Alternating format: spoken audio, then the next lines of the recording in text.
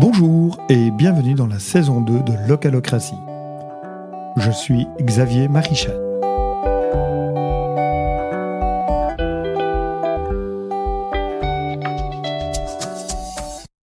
Nous avions entendu dans l'épisode 19 Diane Dangis, juriste au sein de Canopea, au sujet du droit d'accès à l'information pour les citoyennes et citoyens.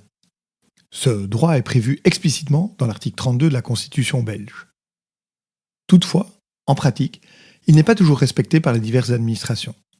C'est ce qu'a découvert Claude Archer lors d'une interaction avec sa commune à propos d'une plainte de jeu de quartier. Il va alors transformer ce refus en action positive en décidant avec des amis de créer l'association Transparencia. L'association a d'abord œuvré à visibiliser les demandes de citoyennes et citoyens. Elle va ensuite travailler en synergie avec plusieurs journalistes pour mettre la question de la transparence à l'agenda politique. Et va aller jusqu'au Parlement wallon pour faire ajuster la loi afin que soit respecté ce droit fondamental. Bonne écoute de cet épisode de Localocratie qui revient sur le premier mécanisme qui permet la participation citoyenne à la vie politique locale, une information transparente, avec un accès à cette information qu'il faut défendre. Bonjour Claude Archer. Bonjour Xavier. Merci de me recevoir avec le micro de Localocratie pour parler de transparence de l'information pour les citoyens. Mais avant de plonger là-dedans, peut-être laisser le temps d'une présentation. Merci Xavier. Ben oui, au départ, un simple citoyen comme les autres, ou dans le cadre d'un projet de rénovation de mon quartier, pour la suppression d'une plaine de jeux pour enfants, je me suis intéressé à savoir, pourquoi, quels sont les plans, quels sont les budgets, pourquoi il n'y a pas d'argent pour remettre une plaine de jeux pour les enfants qui, sinon, en ville, vont commencer à taguer un peu partout, ou à casser du matériel simplement parce qu'ils s'ennuient toute la journée. Pendant les congés, et c'est simplement à partir de là, avec des résistances du pouvoir local et de la commune, qui ne donnaient pas les informations parce qu'il avait décidé, j'avais déjà son plan pour raser la plaine de jeux, que je me suis intéressé à savoir, mais comment on peut connaître le dessous des cartes, comment un citoyen peut obtenir cette info. Je croyais, comme tout le monde au départ, que seul un élu, qu'il fallait se présenter aux élections, et que seul un élu avait le droit de poser des questions, d'obtenir des réponses, d'obtenir la copie des dossiers. Et en fait, pas du tout. Voilà, c'est un jour quelqu'un qui je pense même que c'est un élu en réponse à une question, ou un fonctionnaire qui me dit, vous n'avez qu'à faire une demande d'accès à l'information. Je ne savais pas du tout ce que c'était. Et donc, j'ai appris qu'en fait, sans être élu, tout citoyen peut, par un simple email, poser une question qui fait référence simplement à un document. Donc, je voudrais copie des informations de ce dossier à ce sujet de telle date à telle date. Je voudrais connaître les plans de réaménagement de cette place publique. Je voudrais connaître la procédure d'achat ou l'argent que ça a coûté ou obtenir. Il faut simplement mentionner le mot document. Voilà, parce que c'est le mot magique, document, parce que c'est une loi sur l'accès aux documents. Donc le droit à l'information est grosse surprise, et donc je teste, et pas de réponse d'abord, évidemment, pas de réponse. Et de la loi, c'était 1 mois. Dans le mois, je devais avoir copie du dossier de réaménagement de la place publique, et de suppression de la plaine de jeux, et on ne me répond pas. Et donc là, j'apprends qu'il existe pour le citoyen une voie de recours qui s'appelle la CADA, la Commission d'accès aux documents administratifs. Donc sans prendre aucun avocat, simplement vous transférez après 30 jours le fait qu'on ne vous a pas répondu, ou bien qu'on vous a répondu négativement plus vite. Si après 5 jours on vous dit non, on vous le donnera pas, vous n'êtes pas élu, ce qui est une mauvaise réponse, comme tout le monde a droit, vous envoyez ce mail de refus en copie à la CADA, la Commission d'accès aux documents administratifs. Ici, pour des communes wallonnes, c'est la CADA wallonne, simplement. Donc voilà, j'apprends ça qu'on a ce super pouvoir en fait, et donc je fais le test, et effectivement la CADA, la commission à l'époque, me donne raison, et donc c'était pour Bruxelles ici, et me dit qu'on doit me transmettre ce document, ce que la commune ne fait pas directement. Et donc peu à peu on se rend compte de comment un droit théorique existe, et comment il faut parfois le renforcer. Donc en Belgique c'est même assez fondamentale, vu que ça a été inscrit dans la Constitution belge, comme vraiment un pendant clair de la démocratie. Si le citoyen ne peut pas obtenir copie d'informations ou les informations que détient le pouvoir public, comment pourrait-il y avoir de démocratie? Donc cette transparence ou droit à l'information est dans la Constitution belge, l'article 32, comme vraiment un droit fondamental, une liberté fondamentale. Et la question c'est, tout le monde nous dit, alors c'est bon, c'est dans la loi, c'est dans la Constitution. Et la réalité, c'est que la Constitution belge, elle contient plein de choses qui ne sont jamais appliquées au quotidien. Et donc, j'avais beaucoup de discussions parfois avec des gilets jaunes en disant on doit changer la Constitution, etc. Et moi, je répondais, si déjà on respectait la Constitution qui existe, honnêtement, vous avez le droit à un logement digne, le droit à un emploi, le droit à des soins de santé, le droit à l'information, à la transparence. Donc, si déjà c'était respecté, ce serait déjà pas mal. Et là, on se rend compte en fait qu'il y a une grosse différence entre des droits proclamés dans une constitution et après faire le lobbying citoyen pour que ça se concrétise dans des choses contraignantes où de plus en plus les pouvoirs publics vont vous répondre et vont vous donner les réponses à vos questions. Et donc, effectivement, est évoqué là ce qu'on a vu dans un épisode précédent avec Diane Dangis de Canopéa, le droit à l'information tant passive qu'active. On va activement solliciter tel document ou tel morceau d'information. Mais donc, ça ne suffit pas d'être un gentil citoyen qui respecte la loi. Il faut quoi ? Il faut se fédérer, il faut militer. Transparentia, c'était quoi ça. Finalement Oui, c'est ça. Au début, c'est quoi, puisque c'est toujours présent. Au début, c'était 3-4 amis simplement, ou même 3 au début. Où on disait, tiens, comment on va faire ça ? Et on apprend que, en réalité, dans les anciens pays de l'Est, beaucoup de fondations ont essayé d'implémenter aussi ces législations. Un peu dans le mythe de eux, ils n'avaient pas la démocratie, nous sommes des bons démocrates, un peu caricatural. Mais bon, on apprend comme ça qu'il y a un logiciel libre qui a été développé par des bénévoles au Royaume-Uni qui permet de visibiliser les questions des citoyens. Donc effectivement, par un site web, on fédère les demandes, on se crée un compte sur le site et toutes vos demandes, au lieu que ça reste un mail perdu que personne ne voit envoyé à votre commune, ce mail est republié automatiquement avec une boule verte si vous avez une réponse, une boule orange si vous n'êtes pas tout à fait satisfait, une boule rouge si, dans les 30 jours légaux, vous n'avez pas reçu le document, ou bien s'il y a eu un refus. Et donc c'est une manière de visibiliser et de faire un peu, comme on dit, de l'évangélisation finalement. C'est donc dire au pouvoir public, on vous regarde, s'il vous plaît, respectez vos propres lois, et au moins dans les 30 jours, donnez copie des informations demandées, répondez aux citoyens. Et donc c'était ça, cette manière de se fédérer, c'était on a simplement fait les démarches pour pouvoir faire ce site web qui faisait un peu syndicat citoyen, c'est-à-dire où chacun allait apprendre lui-même à dire, sans être élu, je peux poser des questions, et si j'ai pas de réponse, j'ai une voie de recours. Voilà. Et donc ça, c'était ce moyen de militer et de se fédérer dans un premier temps. Donc j'ai une voie de recours à la CADA et j'ai en plus un organisme Transparentia qui visibilise l'état de ma démocratie locale, qui visibilise le fait que ma commune respecte nos règles démocratiques. Exactement. Et donc c'était ça, c'est maintenant avec le temps, on peut bien regarder, tiens, telle commune, autant de réponses, autant de refus, autant de non-réponses. Et donc ça permet un peu pour la commune de se dire, j'ai une mauvaise image, je vais quand même essayer au moins de répondre un peu plus souvent pour que on ne dise pas que je suis complètement un vieux sac d'opacité qui ne veut à aucun moment qu'un citoyen s'intéresse à la vie de sa commune ou de sa région. Et ça a marché, cette dynamique-là, de visibiliser, en fait. Oui, finalement, pour les élus, c'est important, cette image publique que vous reflétez à leur place. C'est ça, en fait, c'est la peur d'être mal vu. Donc, il faut savoir que ça n'a pas marché tout seul. Donc, on a dû aussi se fédérer avec des journalistes. Des journalistes qui se sont intéressés, qui ne connaissaient pas ce procédé, alors que dans les pays anglo-saxons, souvent, aux États-Unis, c'est très utilisé. Le FOIA, donc Freedom of Information Act, Freedom of Information Access, et c'est une technique classique d'activistes et de journalistes de demander, on peut voir aux États-Unis, il y a des gens qui s'amusent à demander des rapports déclassifiés de la CIA, par exemple. Voilà, et c'est tout à fait possible, en fait. À partir du moment où ils sont déclassifiés, vous avez droit. Donc, ce droit n'est pas absolu. Donc vous avez des restrictions, mais ces restrictions sont en réalité très faibles. On peut dire une atteinte à la sécurité nationale.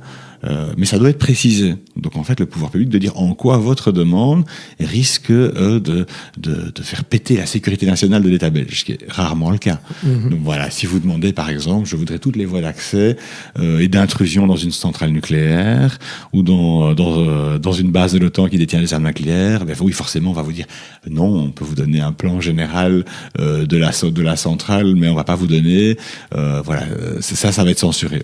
Et là aussi, ça ne veut pas dire qu'on doit vous refuser le document. On doit en fait noircir les passages qui sont problématiques pour la sécurité nationale. Et donc, par exemple, allez, on prend maintenant, c'est dans toute cette ambiance de course à la guerre horrible qu'on a depuis quelques années, où on essaye de vendre du canon à tout crin, etc. On se dit, bah oui, c'est top secret pour la guerre. Qu'est-ce que tous les contrats d'achat de l'armée belge en termes d'armement? Non, pas du tout. En fait, c'est de l'argent public. Et donc, vous avez tout à fait le droit de demander, je veux voir l'issue des négociations avec tel fabricant d'armes, le contrat qui a été conclu, combien ça a coûté, qu'est-ce qu'on achète, les études qui disent est-ce que ça sert à quelque chose ou pas, parce qu'en fait, la seule chose qui va peut-être être confidentielle, c'est si il y a eu un accord diplomatique avec le pays qui fabrique ces armes pour en échange, enfin, qu'il y a eu des discussions préliminaires, mais une fois que l'accord est conclu, c'est un contrat public, et donc vous pouvez tout à fait demander quel est le contrat pour cet achat d'armes. Et donc j'imagine qu'à fortiori au niveau local, il y a quand même très rarement cet enjeu de sécurité nationale ou d'absolue confidentialité, et que donc au niveau local, nos communes ont très peu de bonnes raisons Exactement. de ne pas obtempérer et fournir les documents. Exactement. Et, en fait, on se rendait compte que même les fonctionnaires communaux, souvent, n'étaient même pas au courant de ce droit du citoyen d'avoir accès. Et donc, souvent, on nous disait c'est confidentiel. Alors, on dit, mais non, vous devez justifier en quoi cette confidentialité, ça voudrait dire que ça va nuire gravement à la vie privée de quelqu'un. Donc, par exemple, on demandait à un bourgmestre une copie des emails qu'il avait échangés sur un dossier. Ah, non, c'est mes emails. Non, c'est pas votre email privé. L'email, il s'appelle bourgmestre@coursaint-etienne.be ou quelque chose comme ça. Et donc, ce même email serait utilisé par quelqu'un d'autre après. C'est un canal public de diffusion. Ce n'est pas votre propriété. Donc, les emails que vous envoyez en fonction de bourgmestre sont des documents publics. Donc, on dit, waouh, les gens étaient vraiment épatés. Ah, ça va loin. On peut avoir un courrier qui a envoyé le bourgmestre. Je dis, oui, un courrier qu'envoie le bourgmestre, même un email. C'est un document public. Voilà. Et donc après ça, voilà, toute la démarche, ça a été 5 années de lobbying et on a eu un premier succès après 2 ans pour en fait renforcer ce droit parce qu'il n'était pas respecté. Donc c'est pas parce que un droit existe et qu'il est dans la loi. Alors les gens me disaient ils répondent pas, c'est illégal. Oui, mais ils s'en foutent parce qu'il n'y a pas de moyen de contrainte. Donc il fallait aussi faire une pression journalistique avant les élections. Parce que c'est souvent à ce moment-là que le citoyen a le plus d'impact, et pas que le citoyen. Toi, comme conseiller communal, tu sais aussi, on en a parlé, que c'est avant les élections que tu peux un peu plus pousser le curseur pour forcer le pouvoir en place à se dire, bon, on va essayer d'améliorer les choses dans telle ou telle direction. Et donc ces journalistes nous ont beaucoup aidés, effectivement, pour rendre ce sujet intéressant. Et donc, on a popularisé le mot transparence, qui est devenu maintenant un leitmotiv dans tous les programmes politiques. Tout le monde parle de transparence, etc. Oui, je pense que ça a été très largement repris. Voilà, mais parce que vous avez visibilisé cet enjeu. C'est ça, voilà. On a fait le marketing de ce concept et où tout d'un coup, tout le monde, la démocratie, se mesurait à la transparence. Peut-être que 10 ans avant, c'était un autre mot qui aurait été la participation, etc. Mais et simplement, le fait d'avoir un objectif clair où les gens identifient un mot-clé et que les journalistes, les élus veulent mettre ça dans leur programme, mais ça c'est déjà une première victoire, c'est qu'ils considèrent que oui, en fait c'est normal que le citoyen puisse avoir accès et puisse poser des questions et avoir des réponses, quoi. Donc ça c'est une première victoire pour un mouvement actif comme Transparentia. Oui. Tout le monde s'accapare la thématique et finalement ça fait changer le comportement. Exactement. De facto. Parce que c'est ça, sur l'objectif de long terme, c'est des changements de comportement des administrations, des élus, des majorités en place. C'est pas juste dire qu'il y a un droit qui existe et qui ne fonctionne pas. Et donc oui, ça c'est une première victoire effectivement. Et donc en fait tout le monde nous parlait de transparence et ça même à tort et à travers, mais tant mieux finalement, tant mieux parce qu'au moins donc on était attentifs. C'est la même chose avec les activistes de l'environnement qui ont dû voilà, faire ce mot environnement, le faire aller écologie dans le débat public. Et maintenant, tous les partis, il n'y a pas que le parti écolo qui a des thématiques environnementales. Tous les partis ont une thématique environnementale dans leur programme, et tant mieux, quoi. Voilà. Et donc ça, c'est visibilité et éducation en même temps. Oui. Mais il n'y avait pas de bâton, c'est ça? C'est ça. Il manquait quelque chose pour quand Exactement. un pouvoir communal quelconque s'obstinerait à ne pas livrer, ne pas répondre aux demandes citoyennes. Exactement, c'est ça. Et qu'est-ce qui a changé là? Alors, qu'est-ce qui a changé? Je dirais que c'était les élections de 2019, hein, et le fait qu'on a réussi, on a fait des coalitions avec de plusieurs médias, hein, au moment de certains scandales politiques, où il y avait beaucoup de questions de l'opinion publique, comme Samu Social, Publifine, où on demandait aux journalistes eux-mêmes de faire des demandes via notre site et de faire des demandes de transparence, d'accès à des documents sur des dossiers qui les intéressaient. Et donc on leur disait, on faisait un peu le plan journalistique de l'enquête en disant, est-ce qu'on vous propose de se répartir des communes wallonnes, par exemple? Chacun en prend un paquet, chaque journaliste. Vous travaillez en coopération avec différents médias et après vous mutualisez. Nous, on va vous faire une carte, voilà, quelles sont les communes qui répondent facilement et les communes qui ne répondent pas facilement. Et comme ça, avant les élections communales, ça visibilise. Il y a les bons élèves en vert, les moyens en orange, les mauvais en rouge. Et donc, ça crée évidemment un débat parce qu'après, au conseil communal, tout le monde interpelle. Vous avez vu aujourd'hui, dans le soir, le VIF, la RTBF, il y a une carte où notre commune est en rouge. C'est honteux, que pourquoi on n'a pas répondu aux citoyens. Et donc, ce premier bâton, c'était ça. Mais en même temps, on a évidemment, nous, pour pérenniser ces progrès, on a fait un lobbying législatif, c'est-à-dire qu'on a pris des alliés dans différents partis pour rédiger un projet de nouveau décret wallon qui construisait ce bâton. C'est-à-dire que quand vous n'avez pas votre réponse, que la commission de recours, donc la commission d'accès aux documents administratifs, la CADA, où il y a la même pour l'environnement qui s'appelle la CRE, elle a un vrai pouvoir de casser le refus et de dire la nouvelle décision du bourgmestre, c'est j'accepte de donner les documents. Et donc c'est ce pouvoir on appelle de réformation, mais de vraiment, en fait, elle peut casser un refus. Donc vous, comme simple citoyen, sans avocat, par simple email, d'abord au bourgmestre, puis après à la CADA, vous avez une décision, et donc vous avez la fierté de dire j'ai gagné en justice, d'une certaine manière, vu que cette CADA est présidée par un magistrat, où des juristes et des magistrats m'ont dit oui, vous avez raison, et monsieur le bourgmestre, transmettez-moi les réponses à mes questions. Voilà, ça a été ça. Et donc là, on a rédigé, en fait, on a aidé, à l'époque, dans l'opposition, c'était Écolo et le PTB, donc c'est avec Écolo et le PTB, à l'époque, qu'on a travaillé pour pousser les choses, et que la pression journalistique soit assez forte, et puis il y a des hasards simplement. Il se fait que le PS, qui était dans la majorité, qui était un opposant, s'est fait renverser au moment des affaires Publifine, et donc en Wallonie, le PS est dans l'opposition. Et donc, un parti dans l'opposition s'intéresse beaucoup plus aux thématiques démocratiques et de contre-pouvoir. Et donc, on a eu, on avait d'un côté, Stéphane Azé chez Écolo qui nous soutenait dans l'opposition. On avait Germain Mkebagambo au PTB du côté wallon. Et puis, tout d'un coup, Pierre-Yves Dermagne, qui avait été ministre, qui passait dans l'opposition, lui, il a très bien compris, un type très malin, l'enjeu, et a commencé à nous soutenir aussi. Et donc, et puis, finalement, c'était avec les gilets jaunes. On a aussi convaincu les gilets jaunes qui fait que simplement c'était une thématique importante. Ils nous ont soutenus. On a encerclé le Parlement wallon plusieurs fois. On disait on revient vous encercler jusqu'à ce que vous votiez. Simplement de rendre contraignant quelque chose qui est déjà dans la Constitution, qui est déjà dans la loi. Répondez dans les 30 jours et donnez les documents et les réponses aux citoyens. Et là, il y a eu vraiment, c'était une vraie saga.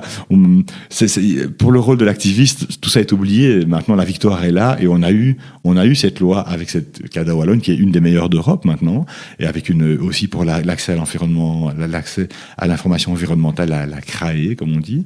Elles ont beaucoup de pouvoir et le citoyen peut les utiliser, mais derrière ce qui s'est passé, ça a été vraiment parfois des courses-poursuites dans le Parlement. Ça a été un élu MR qui était parti sur une liste d'extrême droite et donc le MR n'avait plus la majorité parce que c'était le MR qui bloquait très très fort. Je ne sais pas pourquoi. Le CDH de l'époque était pas opposés, mais ils suivaient le MR comme un petit chien, on va dire. Et à l'époque, et comme le PS était passé dans l'opposition, et donc finalement on avait un poids suffisant. Et ça s'est joué à une voix, où le départ vers l'extrême droite d'une élue MR, c'était vers une liste d'Estex, a fait que le MR n'avait plus assez de voix pour bloquer, et que le texte est passé, a été voté. Et voilà. Et donc maintenant, cet outil, il est là.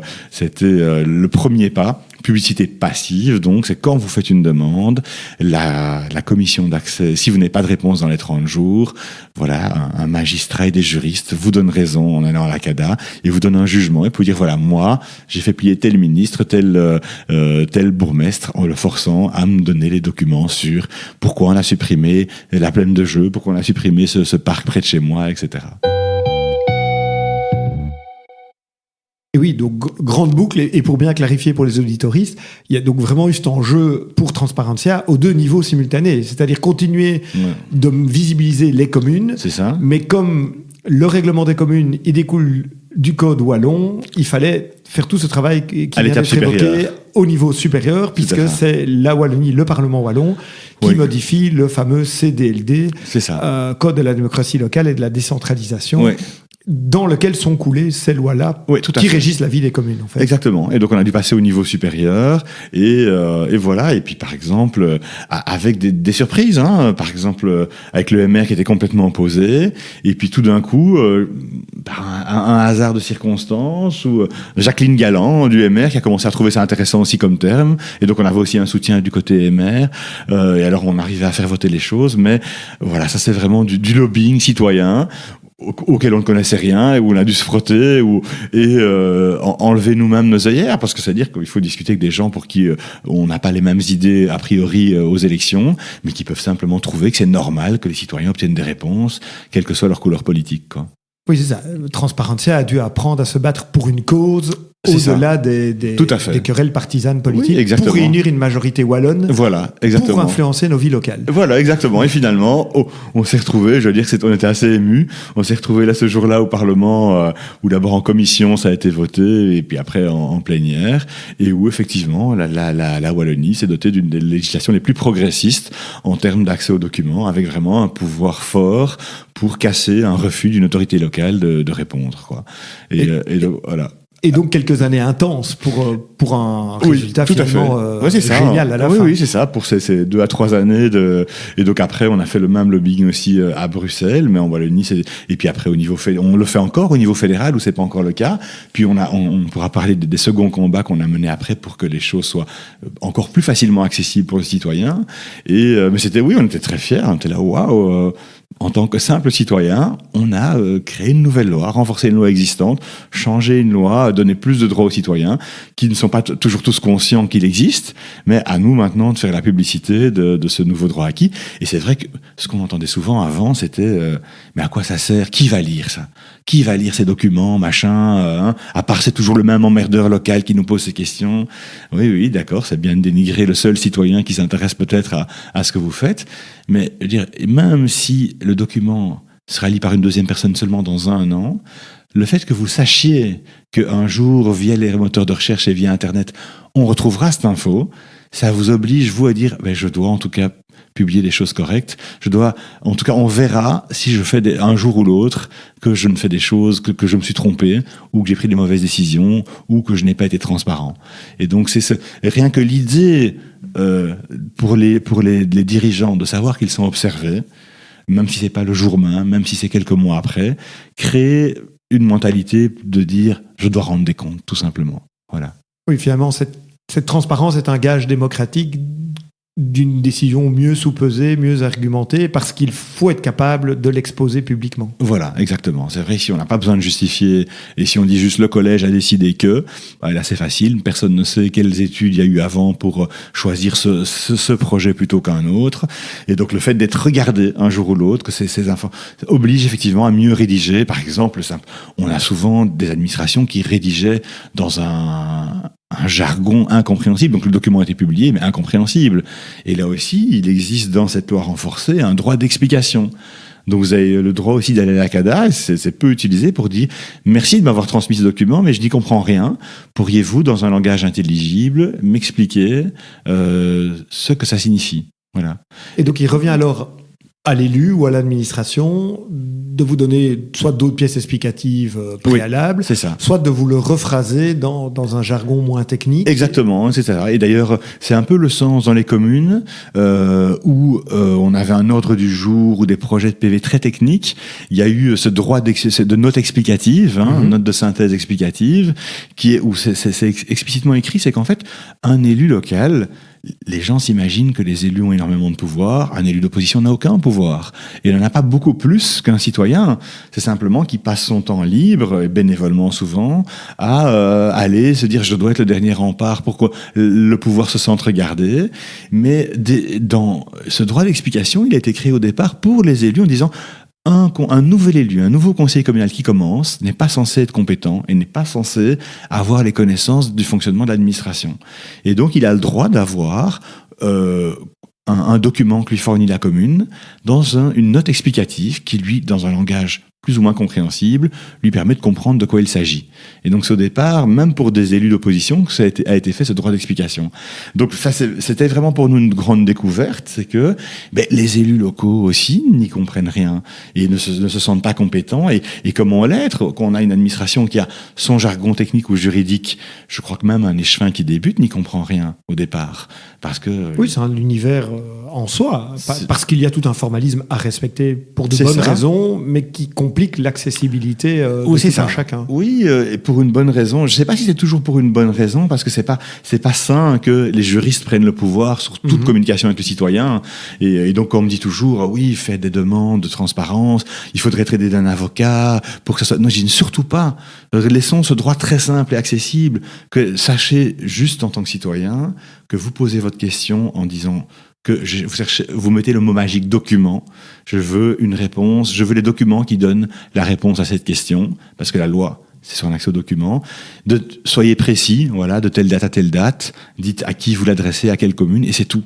Et pas plus compliqué que ça, parce que le langage et le jargon omniprésent, c'est aussi la fin de la démocratie. C'est-à-dire dire que uniquement des experts, c'est du langage codé. Et donc voilà, ce droit d'explication, d'avoir les choses plus simples, et effectivement la transparence, le fait d'obliger les pouvoirs publics à publier les choses, les oblige aussi à les rendre plus compréhensibles. Et donc ça, c'est un autre combat que Transparentia a mené avec succès aussi, me semble-t-il. Oui. C'est que cette fameuse note de synthèse que les conseillers communaux reçoivent préalablement à chaque conseil, Transparentia s'est battue pour qu'elle soit également accessible aux citoyens. Exactement, tout à fait. Et donc là, c'était l'idée, c'est ce qu'on appelle que ça soit actif, comme transparence, et vous n'aviez pas à demander les infos. Que par défaut, on trouve normal de donner cette note explicative aux citoyens une semaine avant le conseil communal, qu'elle soit pas réservée aux élus. Et donc effectivement, on a fait des recours et qui disent, en fait, n'importe qui, il n'y a pas besoin de s'être présenté aux élections pour pouvoir, avant d'aller au conseil communal, avoir cette explication et cette note explicative. Et donc, effectivement, on s'est de nouveau battu. C'était de nouveau 3 ans de combat, etc. Il a fallu de nouveau une décision du Parlement wallon. Tout à fait. Il a de nouveau fallu passer. Donc, au départ, ce qu'on a fait, c'est que on a pris des communes, des bons élèves. On a essayé de parfois nouer des relations positives ou non conflictuelles, mais ce qui n'était pas du tout évident, parce qu'au départ, quand personne n'estime qu'il a de compte à rendre, personne ne veut mettre cette note en... Voilà. Donc, on a dû vraiment, au début, beaucoup taper sur certaines communes. Finalement, on a eu à Boisfort, par hasard, un nouveau bourgmestre écolo qui venait d'arriver, et Olivier Deleuze, qui nous a trouvé sympathique, et lui qui a dit oui, moi pas de problème, moi je vais mettre même les pièces annexes, tout ce que reçoivent les conseillers communaux, sauf les questions d'évaluation du personnel et les questions de personnes de huis clos, je mettrai tout en ligne. Et lui, par un miracle, et a dit voilà, ça sera mon premier acte en tant que nouveau bourgmestre, ça sera d'être tout à fait transparent. Et donc on a pu prendre cet exemple après pour d'autres communes en Wallonie et même en Flandre pour dire regardez, ça se fait, c'est pas si compliqué. Et avant de passer à l'étape supérieure législative qui a pris beaucoup plus de temps, qui a pris aussi de nouveau 3 ans, et d'avoir quelques exemples. On essayait dans chaque province wallonne et à Bruxelles d'avoir au moins une commune qui disait a priori, oui, partager pour tout le monde, une semaine avant le conseil communal, les dossiers que reçoivent les conseillers. c'est pas un problème, la terre va pas s'écrouler. Et donc on allait après faire ce travail, prendre notre bâton de pèlerin et dire regardez, dans la commune voisine, apparemment l'atteinte à la sécurité de l'État n'a pas fait exploser la commune voisine, elle ne s'en porte pas plus mal. Parce que ça reste quand même l'excuse qui était souvent utilisée. Oui, c'est ça. Oui, imaginez, non, parce qu'alors directement confidentialité. On a eu parfois même des chefs d'administration qui nous disaient que on ne pouvait pas publier un marché public parce qu'il fallait respecter la vie privée de l'entreprise qui obtenait le contrat avec la commune. On dit, mais qu'est-ce que vous ne comprenez pas dans le mot marché public ? On passe à un marché qui est public. S'il est marqué public, c'est que c'est justement pas vous qui donnez de l'argent en secret à une entreprise. L'entreprise, c'est pas sa vie privée. Elle n'a pas de vie privée, une entreprise. C'est les personnes qui dirigent l'entreprise. On n'a pas besoin de savoir quelle est la couleur de leur culotte. On demande juste combien d'argent ils ont reçu de la commune. Voilà, c'est tout. C'est tout à fait différent. Et dans quel contrat et sous quelles conditions. Et donc, oui, il y a tout un travail aussi où on a vu par exemple beaucoup de directeurs d'administration qui étaient des juristes, qui s'en flattaient, qui s'en vantaient. Et en fait, leurs études de droit dataient d'avant le droit à la transparence. Donc, ils n'étaient même pas au courant. Ils s'étaient pas mis à jour. Et donc, parfois, c'était le changement, le départ à la pension d'un directeur. Et où, je me souviens, c'était une commune, je crois que c'est à Durbuy, si je me souviens bien, un jeune directeur général qui arrive, et on lui explique ça, le précédent n'en voulait pas. Et lui, il a dit, ah bah oui, j'appuie. Je lui ai dit, chez moi, c'est juste un petit bouton pour que ça soit en ligne. Voilà, j'appuie sur le bouton et maintenant, voilà, à vie, les documents seront en ligne pour les citoyens, quoi. Et c'est ça dont bénéficie aujourd'hui tout citoyen wallon sur ce fameux site délibération.be. Voilà, exactement. Où je pense qu'on y est. Toutes les communes wallonnes jouent le jeu aujourd'hui. C'est ça. Alors certaines, quasiment, donc je pense que c'est plus de 90% des communes, ou 95%. Il faut savoir que certains sont sur un autre site qui est de la société Inforius, parce qu'il y a 2 fournisseurs informatiques, mais en tout cas, ou bien sur le site de la commune, mais l'obligation est respectée enfin, et toutes les communes wallonnes donnent cette note explicative avant les conseils communaux. Voilà. Mais écoutez, merci pour cet éclairage et que souhaiter à Transparentia, peut-être pas une longue vie, puisque ça voudrait dire qu'il y a encore beaucoup de choses à faire, mais d'abord encore quelques beaux succès à d'autres niveaux de pouvoir. Oui, tout à fait. Là, au fédéral, on essaye aussi, on a obtenu par exemple qu'il y ait de la publicité active dans certaines régions comme à Bruxelles pour que toutes les dépenses, toutes les factures de l'administration soient publiées en ligne.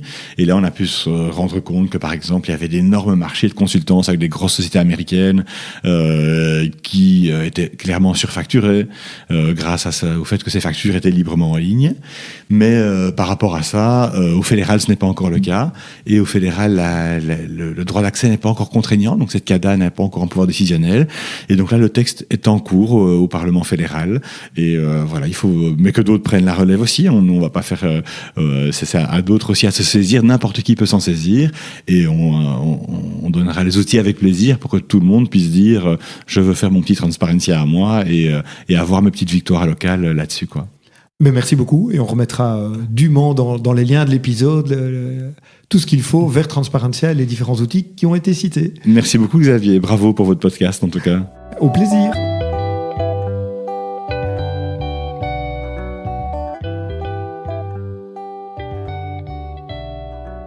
Je ne sais pas vous, mais moi je trouve assez incroyable cette histoire d'une association citoyenne qui arrive ainsi à faire bouger les lignes, en partant d'un constat de terrain, pour l'amener jusqu'au Parlement wallon. Mais plutôt que de revenir sur ces espèces de victoires de Transparentia, qui n'ont d'ailleurs pas été acquises sans moult difficultés et quelques procès, je retiens surtout un élément phare. Des citoyens ont réussi à modifier l'agenda politique global. À l'heure où ce sont souvent les partis politiques qui dictent l'agenda et les mots que tout le monde reprend, il est tout à fait remarquable que ce soit une association citoyenne qui ait réussi à imposer dans l'agenda de tous les partis un mot clé avec un concept tout aussi important, la transparence. Bonne réflexion là-dessus, et dites-vous que vous aussi, vous êtes sans doute capable de faire bouger des choses à votre échelle. À très bientôt.